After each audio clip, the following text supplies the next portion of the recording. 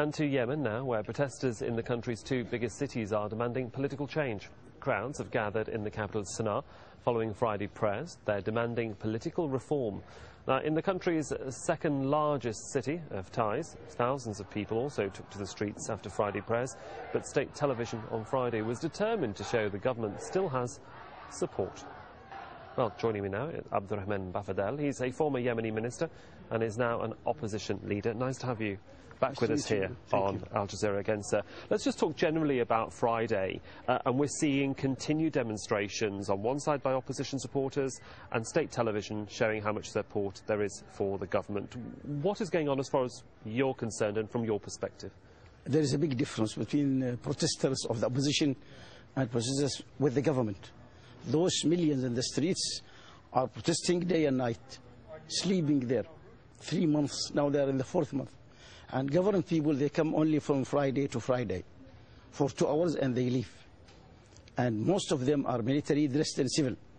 And they are paid well by the government, $250 per individual for 2 hours, as Reuters transported the news.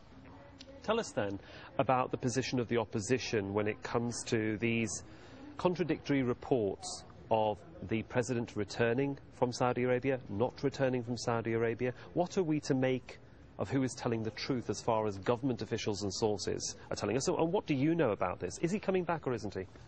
I think he's not able to go back because he's still sick, suffering from inspiration, suffering from internal blood in his head and broken in the neck.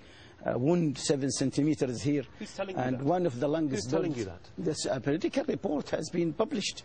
No, but do you have sources? Do you have sources in Saudi Arabia telling you that? Yes, I have my sources inside the hospital. Those who told me from inside the hospital. But I tell you, his return will cause civil war in Yemen. It's better for him to leave or to step down at least. If he steps down and comes, no problem. If he insists to be president, then civil war will collapse immediately. But you have the vice president who wants to talk to the opposition and says he is talking to the opposition and then turns around and says, can't really make these decisions until the president returns. So what sort of power does he have? The problem is that the vice president has no power at all. He's not authorized only to run affairs until the president comes back. And the president will not come back. He's sick, very sick. He cannot even carry work. And also because opposition now, they are in a point of critical point that they say that they are illegal to take power, and he is not legal at all. Finished 33 years in power. Nobody wants military rule.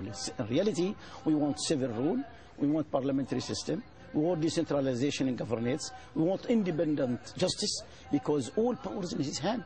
He transformed the republic into a kingdom. All in his hand, even the justice, even the parliament, even the government, even the finance, the media, the military, all his family. So it's impossible to control a country by one man.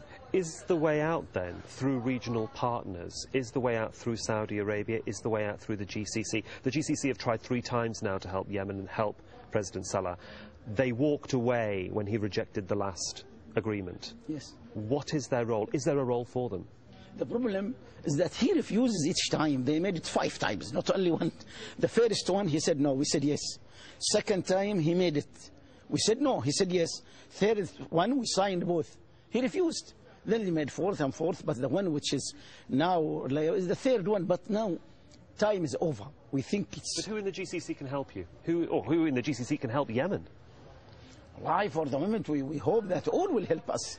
We appreciate highly Qatar position that boycotted this initiative, and they said because Qatar was very intelligent to say that if you modify the first initiative which we made, then everything will be broken. And really it was broken, because in the first one, Saleh must retire within 1 month.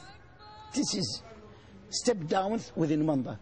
Then they modified, and they gave him longer time. Now we are stuck. He must step down so that the vice president should take all authorities to go up for the civil system we want to help. We will build it together. Even with GPC, we have no problem. Well, we shall see what does happen. For the moment, Abdrahman Bafadel, thank you so much for coming in to talk to us. Thank you. Thank you.